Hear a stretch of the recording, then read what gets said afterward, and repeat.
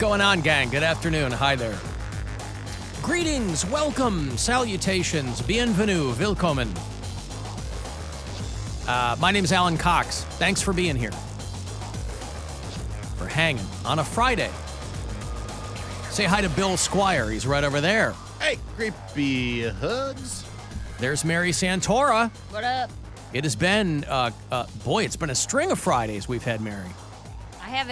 I've been home almost all summer. I know. Since like the middle of May. Well, I mean, I'm framing it as you finally came around to not wanting to miss the Bill Squire Friday. No, that's not what it is. I'm trying to spend time with my boyfriend and future stepdaughter. Down. Right, that's right. Sure. Dr. Ryan Berglund will join us a little bit later on. He joins us a few times a year for a segment we call Is It Red? Until then, please welcome our own Cody Poundcake Brown back there in Studio G. Afternoon, white people. Hello. Not 30 minutes ago, people were running, scampering for cover down here. It was pitch black, and a monsoon had just presented itself. It is fun to see people scampering around in downtown Cleveland. There's a hotel right across the street, so you have people checking in, and it's just pouring rain. We have, there's not an awning, but there's a structural kind of lip outside our studio here, so there were people who would stop. You know when you see like motorcyclists get caught in a cloud burst and they're under the overpass? It was a lot of that down here. And what I enjoy more than that are the people who they're too cool to run. So they're like, it's pouring rain, I'm going to get soaked, but I'm not going to break my stride. Ain't nothing going to break my stride. Nobody going to hold me down. And so you'll see businessmen just soaked in their suits, but they don't have an umbrella with them because it really kind of came out of nowhere. Not out of nowhere, but you never know how hard that rain is going to be. And now things have kind of cleared up. And apparently they finally figured out the air conditioning situation here in our suite at iHeart Cleveland, because I was leaving this morning and Gwen's like, "You're dressed for, it's like 95. I go, "Yeah, but it's 2 at work." Yes. I'm always in long sleeves or a hoodie here at work because it's 97 outside. It's 2 degrees here. Well, it feels like they figured it out, or maybe they overcorrected, because I walked in this morning, it was like a friggin' swamp. So I'm like, cool. Well, I'm prepared for whatever. Now, on a Friday, I'm the only one here. So I had, you could say that I had whatever air conditioning there was. I had it all to myself. All of the air here was conditioned, and I had it all to myself. I was able to just, when there's a lot of people here, and I don't know if everybody does this, but, we're trying to live in a society. I try to consider other people as best I can. When there's a lot of people here, I will take shallower breaths. Yeah. Because I don't want to hog the conditioned air. But when it's just me... Be careful. I mean, that also might help with the flies. Deep breaths. What helps with the flies? Is it shallower breaths so you don't breathe one in? I think today the studio might be fly-free. No, there's one in here. Oh, there is? Yeah. I keep forgetting to bring... You know what? I've seen them. I have to go to Home Depot. I'll catch it again like a ninja. I have to go to Home Depot on my way home from work today. We had a new refrigerator delivered this morning. I'm going to remember to put fly swatter on my list. I got him. You didn't get him. I did. Boy, Bill's the fly whisperer over here. He didn't get him. I was going to say. I hit him. I made 2 contact. for 2. I made contact. You might have seen the video that Bill posted of him snatching a fly right out of midair. He's very proud of it, as you should be. And then Mary just trails off. This is how it all starts. It is. Yeah. How what starts? Like, horror movies. The flies coming out of your mouth. But just the way she's like staring off into space saying it. It's just very creepy. Because I know. Yeah, but it didn't come out of his mouth. He caught it midair. But the presence of flies, like I said, it's a bad omen. You start to see 1 or 2 flies, and you're like, that's weird, why are there flies right here? And then it's like 4 or 5.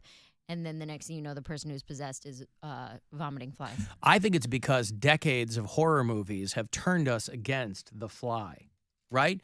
Goldblum didn't do him any good in the 80s. No. Sure didn't help out with Eric Stoltz in that godforsaken sequel. But, whether it's your Amityville Horrors or your Exorcists or your Candymen, I guess there's only one. Well, there's 2 Candyman movies. Right, but Tony Todd plays him in all of them, right? Just one Candyman. Does he play him in the new one? Candyman. I want to see if it happens. But there's... No, Tony Todd. They bring him back to play the Candyman in the new one. Oh, really? Oh, yeah. That's the beauty of it. I never saw it. Candyman. Now, they could have gotten another one. They could have taken your older black actor of the moment, but they knew, hey, we got a brand new Candyman. And again, it wasn't that great, but it was very cool that they had Tony Todd play the Candyman. Now, I think that there's whoever the main guy was in this recent one might have taken on the mantle of the Candyman, but Tony Todd still hashtag always my Candyman. And, anyway, none of that matters. Dr. Ryan Berglund will join us a little bit later on. I think I will have, by the way, your very last keyword to get $1,000. There's a Guardians game tonight, so the very last one, the last 5 today are here on this program, be about 30 minutes past. So if you have not yet won, there's still $5,000 that's going to go out on this show today, about 30 past. And I always like to think of the person who wins on the very last keyword because, boy, what a good feeling that would be. Even if you were somewhere in the middle, who cares? You get $1,000. But I'm wondering because it's got me a little back on my heels. I have to admit, the kid who won the Buzzard bike immediately put it for sale online. I'm wondering if anybody's doing that when they win the $1,000. Putting it online. Hey, I've got $1,000. I will sell this to you for $1,500. I wonder if any, it's a brave new world. You're allowed to do what you want. You can do what you want. Anything you win, you can do what you want with it. So if somebody goes right on Facebook and goes, hey, I just won $1,000 from the Buzzard bookie, and I'm selling it, right? I mean, what's the point of selling anything if you're not going to make a little bit of profit on it? And there's a sucker born every minute. So I don't know if there's anything like that online. But 6:30 this afternoon will be the very last keyword for this round of the Buzzard bookie. Sorry, I'm burping because I'm having a watermelon monster today. It's dragging a little bit, and so got myself a watermelon monster. But now I'm burping, or I'm trying to get a burp out, and it's not working out. You never burp. You do that. You go. I know. Well, because I'm trying. I would love to rip one out for you, just as a parting gift as we go into the weekend, but I can't do it. I can't do it. Is that what? Does that count? No. Oh, wait, hold on. No. Do you know what a burp is? There you go. That's a burp. That sounded like throw up, kind of. But. It's a burp. Just a burp. It sound well, but doesn't a throw up start with a burp? No. Yeah. It starts with a gag. Every throw up starts with burp. But I mean, isn't the physiology the same? Like you're expelling something from your throat. Your muscles are involuntary contracting. No. So no. I don't think a burp and a gag are the same thing. Well, the only thing that's different is the What you're expelling? Yeah, that's right. Nothing is expelled when you gag. Well, there's air.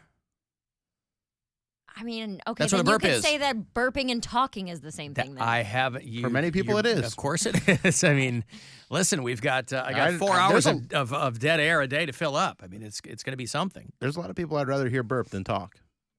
Name one. My dad. Oh, your dad. I've got your dad on the phone. No, that's not him. Hi, Dad. Hi. Sounds like you're having a good day. Yeah, I'll call Mom. I'll call Mom, all right? I'll call Mom. All right, gosh, all this familial tension. I've got a break. That first of the last handful of keywords for you at 2:30 to win $1,000 in the Buzzard bookie. I'll have more Buzzard Fest passes for you later on. That is 1 week from today. We'll get you on the Alan Cox Show cruise if you want to join us for the return of Captain Fun's Floating Fandango on the Nautica Queen next month. We'll do that. 35192. Text me for anything else, and we'll be back. It's the Alan Cox Show. Everywhere on our free iHeartRadio app or whatever smart device you have. Just tell me to play the Alan Cox Show on iHeartRadio. All right. Get ready for iHeartRadio's Living Black, August 2nd. Inspired by the culture, the history, the innovation, and celebrating the 50th anniversary